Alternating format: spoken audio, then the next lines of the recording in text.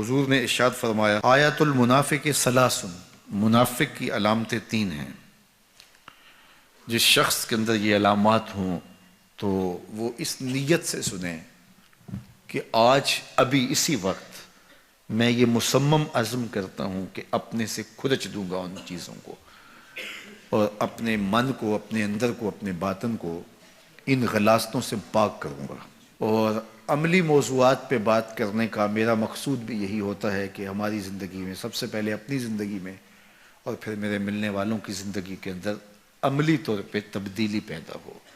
تو اس نیت کے ساتھ جب آپ سنیں گے تو اللہ برکت کرے گا۔ تو سنیے رسول رحمت نے ارشاد فرمایا صلی اللہ علیہ وآلہ وسلم نے کہ منافق کی نشانیاں تین ہیں۔ ان میں سے ایک اذا حدث کذب، جب وہ بولتا ہے تو جھوٹ بولتا ہے۔ یہ منافق کی علامتوں میں سے ایک علامت ہے کہ اس کی زبان جھوٹ کی عادی ہوتی ہے۔ زندگی میں جھوٹ سے اپنے آپ کو بچائیں، یہ زہر قاتل ہے، اندر اجاڑ دیتا ہے، آپ کا معاشرے سے اعتبار ختم کر دیتا ہے اور آپ کی رسوائی کا سبب ہے۔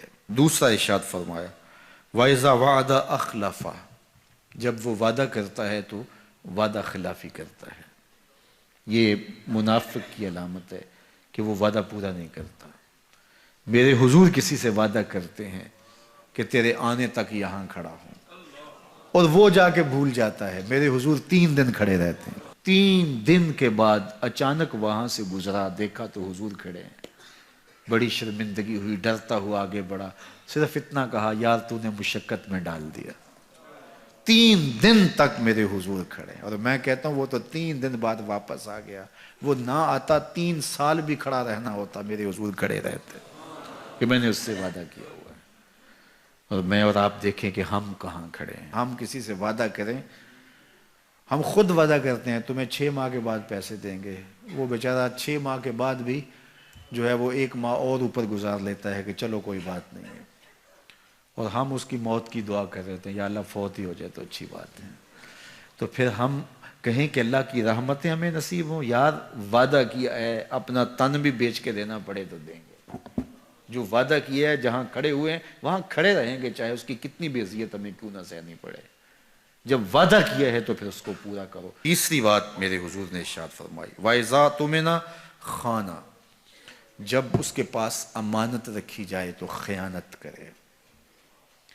اس کے پاس پیسے رکھے جائیں، دولت رکھی جائے، کوئی زمین اس کے نام کوئی کر دے کسی وجہ سے، کوئی اور اس کے پاس امانت رکھ دے تو وہ اس میں خیانت نہ کرے، بلکہ آپ کے پاس کوئی بات امانت رکھی جائے تو اس کو بھی جو ہے وہ لوگوں تک نشر نہ کرے۔ تمہارے کان میں اگر کوئی بات کرے تو وہ امانت ہے، جب وہ بات کر رہا ہو تو دائیں بائیں دیکھ رہا ہو، تو پھر اس کا مطلب یہ ہے کہ وہ یہ چاہ رہا ہے کہ یہ بات کوئی اور نہ سنے، تو پھر صاحب امانت کو چاہیے کہ کوئی اور نہ سنے۔ یہ امانت ہے اور اس امانت کو پورا کیا جائے۔ اور چوتھی علامت یہ ارشاد فرمائی منافق جب کسی سے لڑ پڑتا ہے تو گالیاں دیتا ہے۔ ہمارے دین نے ہمیں گالی دینے سے روکا ہے۔ اپنی زبان کی پاکیزگی اور اپنی زبان کی طہارت کا سامان کیجیے۔ آپ کسی بھی حالت میں ہوں، آپ کے اوپر کوئی کتنی بھی زیادتی کر رہا ہو، آپ کو کوئی تھپڑ بھی مار رہا ہو، تو آپ اس کا مقابلہ ضرور کریں، لیکن آپ کی زبان گندی نہیں ہونی چاہیے۔ یہ غصے کے وقت ہی تو انسان کا پتہ چلتا ہے۔ ظفر سے آدمی نہ جانیے چاہے جتنا بھی ہو، صاحب فہم و ذکا، جسے عیش میں یاد خدا نہ رہی، جسے تیش میں خوف خدا نہ رہا۔ عیش کی زندگی ہو یا تیش کی زندگی، خوشی کا مرحلہ ہو یا مرحلہ غم ہو، آپ دیکھو نارمل زندگی کے اندر تو آپ معتدل ہوں گے ہی ہوں گے، لیکن جب آپ کا بیلنس خراب ہوتا ہے خوشیوں کے وفور کی وجہ سے، اس وقت پتہ چلے گا۔ یہ ہے انسان کا امتحان، یہ ہے انسان کی آزمائش۔